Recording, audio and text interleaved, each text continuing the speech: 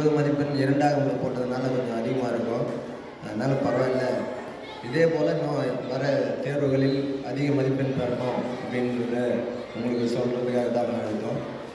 மாணவர்கள் காலையில் 4 to 4 மணிக்கு எழுப்புங்க. இது 10ஆம் வகுப்பு. இப்பொழுதிலிருந்தே படிக்க ஆரம்பித்தாலே நல்ல மதிப்பெண் பெறலாம். ஒரு நாளைக்கு 5 மணி நேரம் படித்தே ஆகும். காலையில் 3 மணி நேரம், ஈவினிங் 2 மணி நேரம். குறைந்தது நான் சொல்கிறேன். அது இல்லாமல் இன்னும் 2 மணி நேரம் கூட சேர்த்துக்கலாம். கடினமான பாடத்திற்கு இன்னும் 2 மணி நேரம் சேர்த்துக்கலாம். ஒரு பாடத்துக்கு 1 மணி நேரம்னு ஒதுக்க சொல்லணும். 5 பாடம் இருக்குது, 5 பாடத்தையும் படிக்கணும்.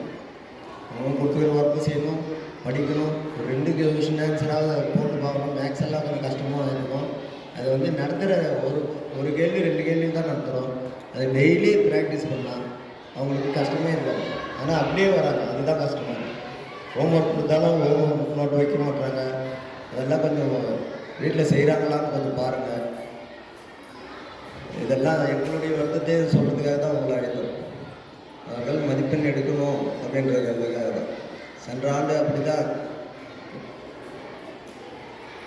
சிறப்பு வகுப்புகளுக்கெல்லாம் வராதவர்கள் தான் மேக்ஸில் ஃபெயிலு, சோஷியலில் ஃபெயிலு, அது மாதிரி ஒரு பாடத்திலெல்லாம் தேர்ச்சி பெறவில்லை. ஆனால் அது போலெல்லாம் வராமல் எல்லோரும் தேர்ச்சி ஆகணுன்றதுக்கு தான் இந்த கூட்டமே இன்று நடைபெறுகிறது. இந்த நடைபெற்ற முதலிடை பருவத் தேர்வில் 10th ஏவில் ஸ்ரீமதி என்பவர் 495 மதிப்பெண்கள் பெற்றிருக்கிறார். முதல் மதிப்பெண் 5 மதிப்பெண் தான் குறைவு. 2ஆம் இடம் PEO ஸ்ரீ 485 மதிப்பெண்கள் பெற்றிருக்கிறார்.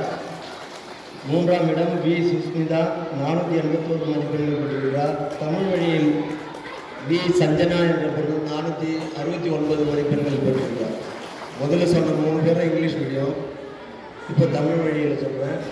அடுத்து ரூபா ஸ்ரீ எம் என்ற பொண்ணு 466 மதிப்பெண்கள் பெற்றிருக்கிறார்.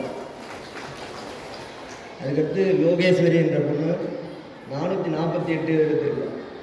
மற்றவெல்லாம் 447, 443 அது போல் தான் எடுத்திருக்காங்க. இன்னும் கொஞ்சம் படித்தாக்க நல்லா இருக்குன்றதுனால தான் உங்களை எல்லாம்